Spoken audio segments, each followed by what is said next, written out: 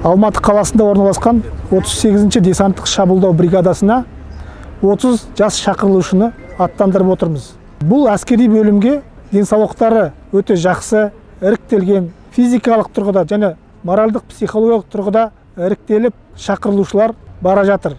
Әскери қызмет барысында олар жауынгерлік даярлықтың барлық түрлерін меңгереді, көптеген жеңілдіктер болады, несиелік, демалыс деген сияқты. Сонымен қатар жоғары оқу орындарына грантта тегін түсуге мүмкіндік бар. Отан алдында борышымды өтеу.